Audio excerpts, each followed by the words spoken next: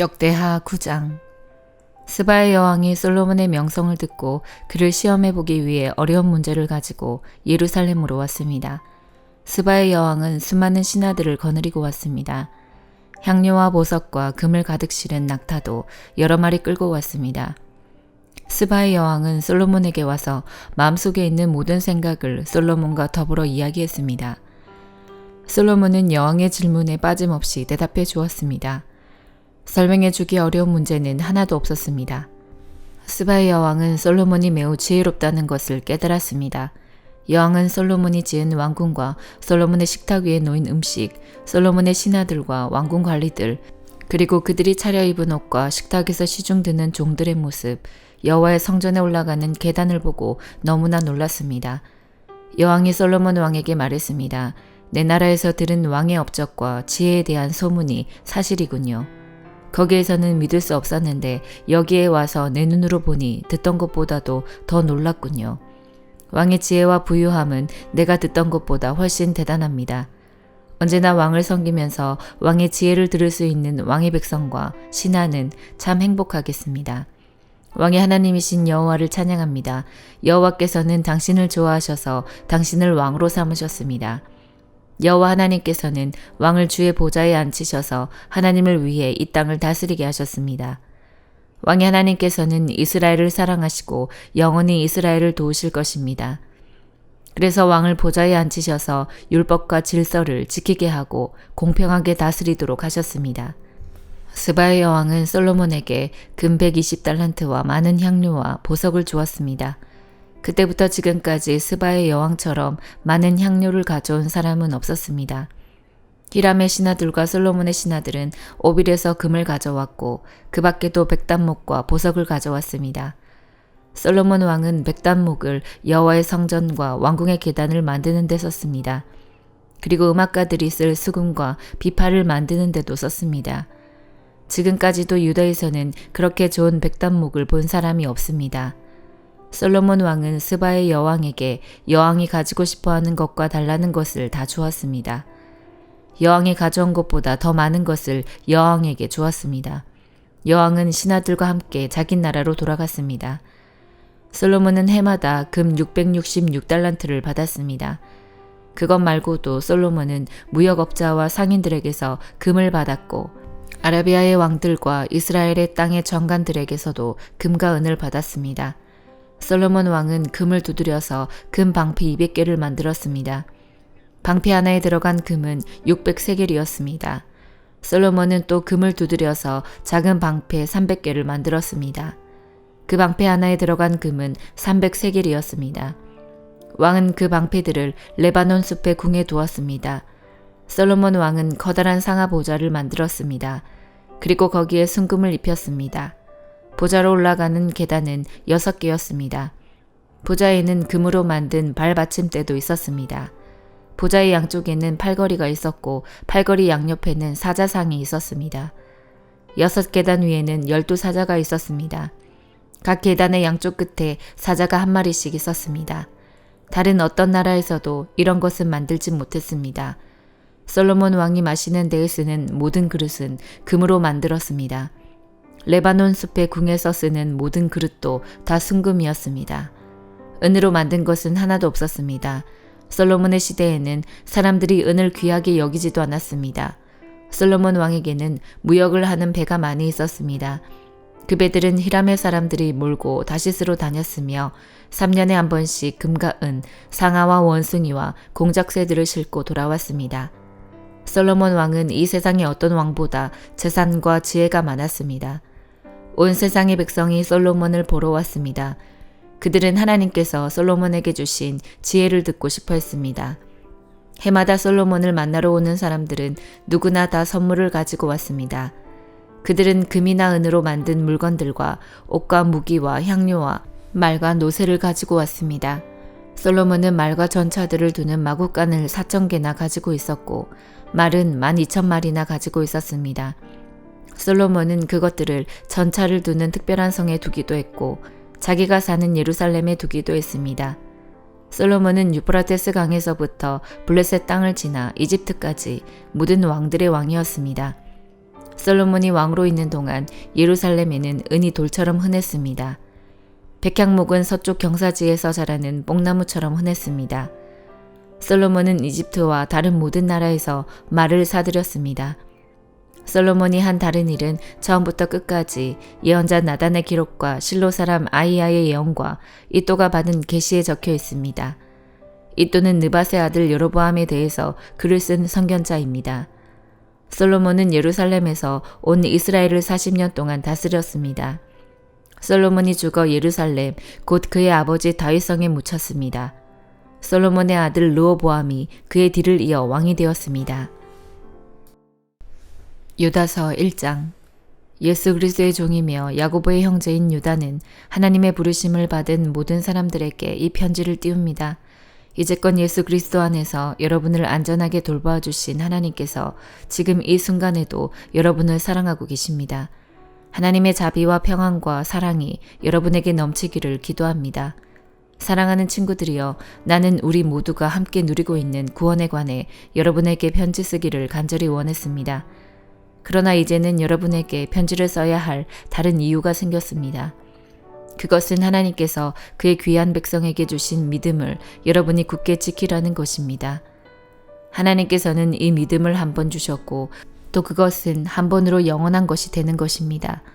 몇몇 사람들이 몰래 여러분 가운데 들어왔고 그들은 자기들이 한 짓 때문에 벌을 받게 될 것입니다. 이런 사람에 관해서는 옛 예언자들이 오래전에 기록해 놓았습니다. 그들은 하나님을 반대하고 하나님이 주시는 은혜를 죄 짓는 데 사용하였습니다. 또한 단 한 분이신 통치자 곧 우리 주 예수 그리스도를 거부하였습니다. 여러분도 이미 다 알고 있겠지만 다시 한번 기억을 떠올려 보십시오. 주께서 자기 백성을 이집트에서 구해내셨지만 믿지 않는 자들은 나중에 다 멸망시키셨습니다. 또 힘과 능력이 있던 천사들도 자기가 해야 할 일을 하지 않고 마음대로 행하자 이 천사들을 영원한 쇠사슬에 묶어 마지막 심판날까지 어둠 속에 가두어 두셨습니다. 소돔과 고모라 그리고 그 주변 도시들은 어떠했습니까? 그들 역시 하나님께 순종하지 않은 천사들처럼 행했고 온 마을이 성적인 죄로 뒤덮여 있었습니다. 그래서 그들은 다음 세대를 위한 본보기로 영원한 불의 심판을 받게 되었습니다. 여러분 가운데 들어온 사람들도 마찬가지입니다. 그들은 꿈에 의해 인도함을 받고 있으며 죄로 자신의 몸을 더럽히고 있습니다. 하나님의 권위를 무시하고 영광스러운 천사들에 대해 나쁜 말을 해댑니다. 천사들 가운데 최고로 높은 미가엘도 이렇게까지는 하지 못했습니다. 누가 모세의 시체를 가져갈 것인지 마귀와 논쟁하면서 미가엘은 마귀에게조차 욕하지 않았고 비난하지 않았습니다. 단지 주님께서 너에게 벌을 내리실 것이다 라고만 하였습니다. 그러나 이 사람들은 알지도 못하면서 욕을 해대고 있습니다. 조금 아는 것을 가지고 아는 척하며 말 못하는 짐승과 같이 이성이 아닌 감정과 본능으로만 판단합니다. 그들은 바로 그것 때문에 멸망당할 것입니다. 그들에게는 불행이 닥칠 것입니다. 그들은 가인이 갈 길을 따라갔고 돈의 눈이 어두워 발람처럼 나쁜 일을 저질렀으며 고라처럼 하나님을 거역하였습니다.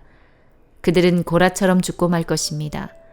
이들은 여러분이 하나님의 사랑으로 함께 나누는 귀한 만찬에 끼어든 더러운 흠집과도 같은 자들입니다.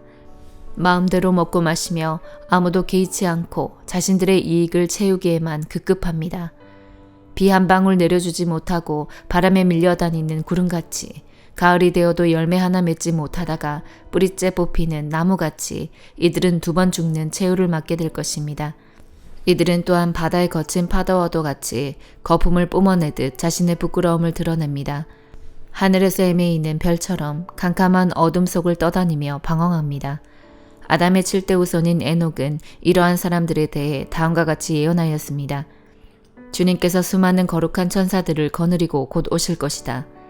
오셔서 각 사람을 심판하시고 하나님을 거역한 자들에게 벌을 내리실 것이다. 그들이 저지른 악한 일들과 하나님에 대해 마음대로 떠들어댔던 죄에 대해 그들은 벌을 받게 될 것이다. 이런 사람들은 다른 사람에 대해 늘 불평하고 하고 싶은 대로 악한 일을 행하고 자기 자랑을 하기에 여념이 없습니다. 다른 사람을 칭찬할 때라곤 자기에게 유익이 있을 때뿐입니다. 사랑하는 친구들이여, 우리 주 예수 그리스도의 제자들이 했던 말을 기억하십시오. 그들이 말하기를 마지막 때가 되면 하나님을 비웃고 거역하며 제멋대로 행동하는 사람들이 있을 것이다 라고 하였습니다. 이들은 사람들 사이를 갈라놓고 죄로 물든 육신의 정욕대로 행동합니다. 그들 속에는 성령님이 거하지 않습니다. 그러나 사랑하는 친구 여러분만은 성령 안에서 기도하며 가장 거룩한 믿음으로 자신을 튼튼히 세우십시오. 하나님의 사랑 안에서 자기를 지키고 주 예수 그리스도께서 은혜로 내려주신 영원한 생명을 기대하십시오. 믿음을 굳게 갖지 못하고 의심하는 자들을 불쌍히 여기고 그들을 불 가운데서 끄집어내어 구원하십시오. 두려움을 가지고 그들에게 자비를 베풀되 죄에 관한 것은 육체의 욕망으로 더럽혀진 옷까지도 미워하십시오. 하나님은 강하시니 여러분이 넘어지지 않도록 도와주실 것입니다. 아무 흠없는 자로 자기 영광 앞에 서게 하시며 큰 기쁨을 내려줄 분이시니 우리의 구원자 되신 유일하신 하나님께 우리 주 예수 그리스도를 통해 영광과 위엄과 능력과 권세가 영세전에서부터 지금과 앞으로도 영원히 함께 하시기를 기도합니다. 아멘. 스바냐 1장.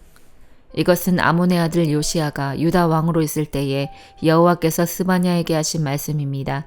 스바냐는 구시의 아들이고 구시는 그다랴의 아들이며 그다랴는 아마랴의 아들이고 아마랴는 히스기야의 아들입니다. 내가 이 땅 위의 모든 것을 완전히 없애버리겠다. 나 여호와의 말이다. 사람과 짐승도 없애버리고 공중의 새들도 없애버리고 바다의 물고기도 없애버리겠다. 악한 사람을 멸망시키고 모든 사람을 이 땅 위에서 쓸어버리겠다. 나 여호와의 말이다. 내가 유다와 예루살렘의 모든 거주민들 위에 내 손을 뻗쳐 바알에 남아있는 것과 그마린과 그들의 제사장들을 그곳에서 없애버리겠다. 지붕 위에서 하늘의 별을 섬기는 사람들과 나 여호와를 예배하고 나의 이름으로 맹세하면서도 말감을 예배하고 맹세하는 사람들을 내가 없애겠다. 나 여호와에게서 등을 돌린 사람들과 나를 따르지 않고 나의 뜻을 묻지 않은 사람들을 내가 없애겠다. 주 여호와 앞에서 잠잠하여라. 여호와의 심판의 날이 다가왔다. 여호와께서 그분의 백성을 희생제물로 준비하시고 그들을 암살할 자들을 구별해 놓으셨다. 그날에 나 여호와가 유다를 희생제물로 삼을 것이다. 나 여호와가 왕과 왕자들을 심판하겠다. 그리고 외국인의 옷을 입은 사람들을 심판하겠다.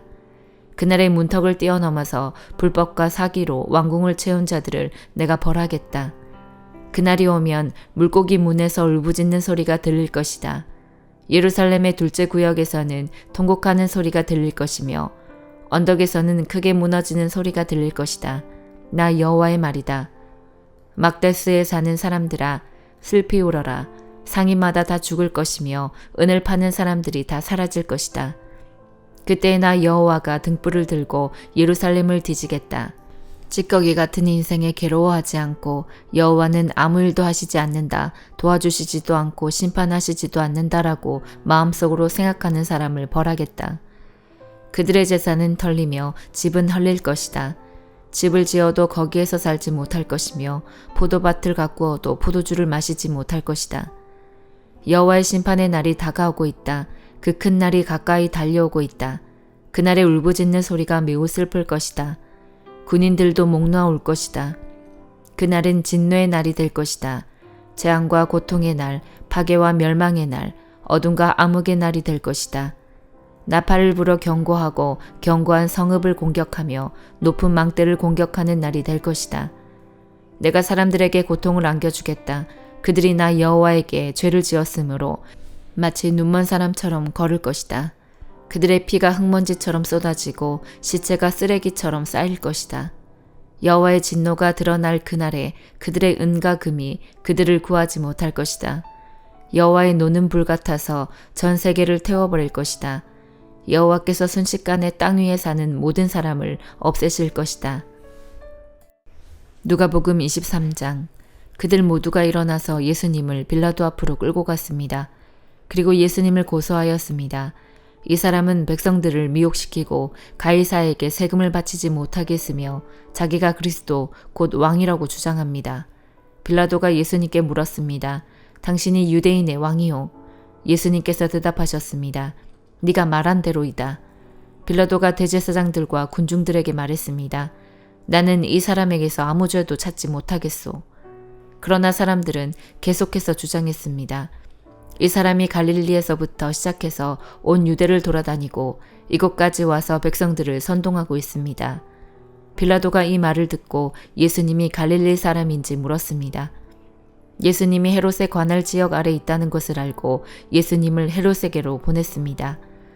당시 헤롯은 예루살렘에 와 있었습니다.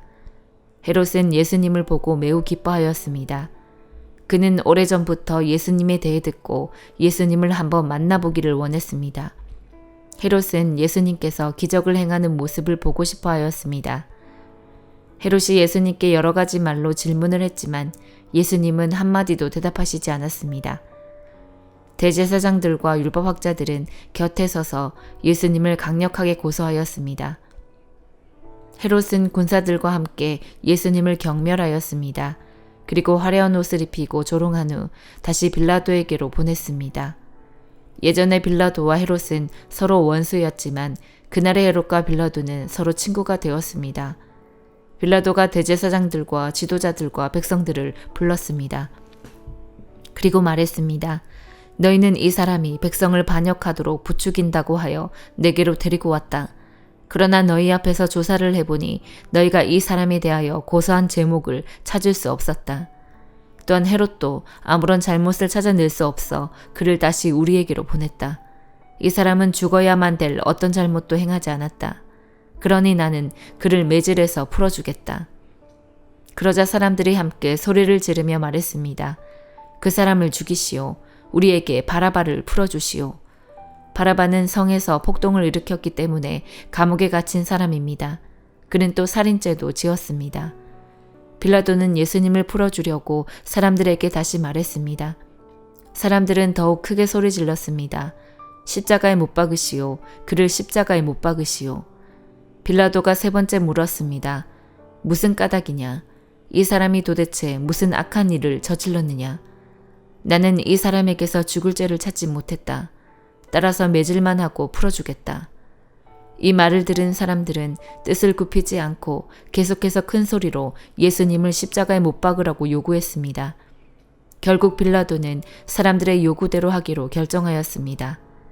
사람들이 원했던 대로 폭동과 살인죄로 감옥에 갇혀있는 바라바를 풀어주고 예수님을 죽이라고 넘겨주었습니다.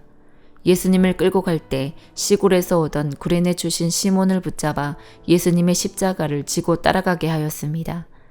많은 사람들이 예수님을 따라갔습니다. 그 중에는 슬퍼하며 우는 여자들도 있었습니다. 예수님께서 뒤를 돌아보시고 그들에게 말씀하셨습니다. 예루살렘의 딸들아, 나를 위해 울지 말고 너희 자신과 자녀들을 위해 울어라. 보아라, 자녀를 낳지 못한 사람들, 곧 아기를 낳지 못한 배와 젖을 먹인 적이 없는 가슴이 복이 있다고 말할 때가 올 것이다. 그때의 사람들이 산을 향하여 우리 위에 떨어져라고 말할 것이며 언덕을 향하여 우리를 덮으라고 말할 것이다. 나무가 푸를 때에도 이렇게 말한다면 나무가 마른 때에는 어떤 일이 일어나겠느냐. 다른 두 명의 죄수도 예수님과 함께 사형 판결을 받았습니다. 해골이라 불리는 장소에 와서 사람들이 예수님과 다른 죄수들을 십자가에 못 박았습니다. 한 사람은 예수님 오른쪽에 또 하나는 왼쪽에 매달렸습니다. 예수님께서 말씀하셨습니다. 아버지, 저 사람들을 용서하여 주소서. 저들은 자기들이 하고 있는 일을 알지 못합니다. 사람들이 제비를 뽑아 누가 예수님의 옷을 차지할지 결정하였습니다. 사람들은 곁에 서서 바라보았습니다. 유대 지도자들이 예수님을 비웃으며 말하였습니다. 이 사람이 다른 사람들을 구원했다. 만일 이 자가 하나님의 택하신 자인 그리스도라면 자신을 구원하리라. 군인들도 예수님께 나와 조롱하였습니다. 예수님께 신 포도주를 주고 만일 네가 유대인의 왕이라면 너 자신을 구원하여라 하고 말했습니다. 예수님 위에 유대인의 왕이라고 제목이 쓰여 있었습니다. 예수님과 함께 십자가에 달린 죄수들 가운데 하나가 예수님을 욕하며 말했습니다. 네가 그리스도가 아니냐? 네 자신과 우리를 구원하여라. 그러나 다른 죄수가 그를 꾸짖으며 말했습니다. 너도 같은 벌을 받았으면서 하나님을 두려워하지 않느냐? 우리는 우리가 저지른 일 때문에 마땅한 벌을 받는 것이지만 이분은 아무런 잘못을 행한 적이 없으시다. 그리고 예수님께 말했습니다. 예수님, 주께서 주님의 나라에 들어가실 때 저를 기억해 주십시오. 예수님께서 그에게 말씀하셨습니다. 내가 진정으로 너에게 말한다. 오늘 네가 나와 함께 낙원에 있을 것이다. 정오 때쯤에 어두움이 온 땅을 덮어서 오후 3시까지 계속되었습니다. 햇빛이 사라지고 성전의 휘장이 두 쪽으로 찢어졌습니다. 예수님께서 큰 소리로 부르짖으셨습니다. 아버지, 아버지의 손에 내 영혼을 맡깁니다. 이 말씀을 하신 후 예수님께서 돌아가셨습니다. 백부장이 그 일어나는 일을 보고 하나님께 영광을 돌리며 말하였습니다. 분명히 이 사람은 의인이었다. 이 일을 구경하러 모인 많은 사람들도 그 일어난 일을 보고 가슴을 치며 돌아갔습니다. 예수님과 알고 지내던 사람들과 갈릴리에서부터 예수님을 따라온 여자들도 모두 멀리 서서 이 일을 바라보았습니다. 의회원으로 요셉이라고 불리는 사람이 있었는데 그는 선하고 의로운 사람이었습니다. 이 사람은 의회의 결정과 행동에 찬성하지 않았습니다. 이 사람은 유대 마을인 아리마대 출신이었고 하나님 나라를 기다리던 사람이었습니다. 요셉이 빌라도에게 가서 예수님의 시신을 달라고 요청하였습니다. 요셉은 예수님의 시신을 가져다가 천으로 썼습니다. 그리고 아무도 사용한 적이 없는 바위를 쪼개 만든 새 무덤에 모셨습니다. 때는 안식일을 준비하는 금요일 늦은 오후였는데 곧 안식일이 시작되려는 때였습니다. 갈릴리로부터 함께 온 여자들이 요셉을 뒤따라가서 무덤을 보고 예수님의 시신이 어떻게 누워있는지 보았습니다. 그리고 돌아와 향료와 향유를 준비하였고 안식일에는 계명대로 쉬었습니다. 아멘.